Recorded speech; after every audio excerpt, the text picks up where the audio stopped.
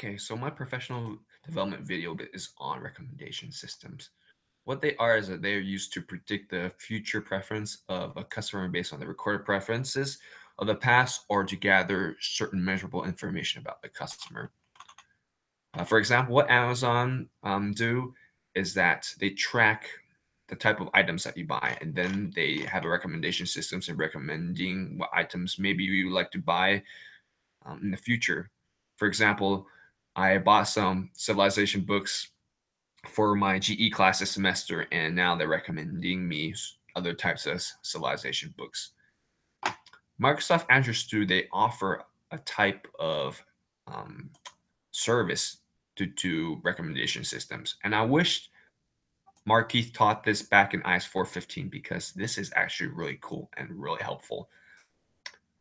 When I ran my video before, I tried to create all these pills beforehand, each and go through like a tutorial step by step, but it took forever. Like the video was like 10 minutes. So I'm just going to briefly describe this experiment right here and about the recommender. So what I did is that I used Microsoft's two data sets, movie ratings, which here I'll show it real quick. The movie ratings data set, it shows the user ID, the movie ID, and the rating. Yeah, okay. So for IMDb movie titles, it shows the movie ID and then the name of the movie. And what I did here, I'll show you real quick. Yep. What I did after that is I cleaned the data.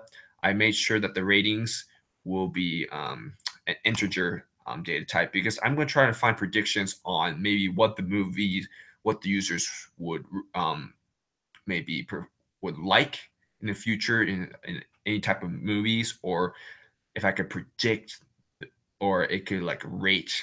I could find like what maybe the user would rate in the future with these certain type of movies. So I did join data with the two data sets. Use the primary key and foreign key with the inner join, and then I selected the data sets with just user ID, movie name, and rating. Remove duplicate rows, and then I did a split data, which is I split into training and validation sets, so I could just um, test the testing part with the validation to see how accurate it is. And then there's a text matchbox recommender, which it takes number of traits and then also the number of recommendations at the same time. It would recommend to you. With that, with the item recommender prediction, this is the pill that is really useful because it takes, for example, it says item recommendation. So it's taking the movies and then it's recommending it from the movies that have already been rated.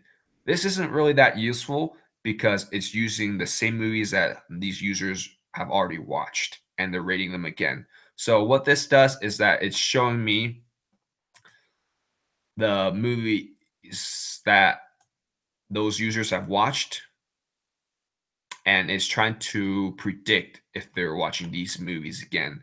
And then it gives a score and I think it was like NDCG score, which is a computed score to evaluate the accuracy of the items recommended. So it's this score right here. And if you, I mean, you might see that there's incorrect or correct items, movies, and then you just have to play around to see um, what you need to do with these pills to make it more accurate. However, I did one right here, which is I did the item recommendation from the unrated items. So I'm actually um it's predicting the movies from the movies that these users haven't watched. So I'm going to visualize that right here, and it's showing these movies that maybe these users would like that they have never watched before.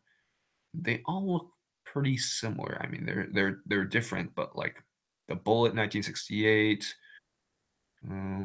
Climate Refugees, and they're usually the top rated item number one.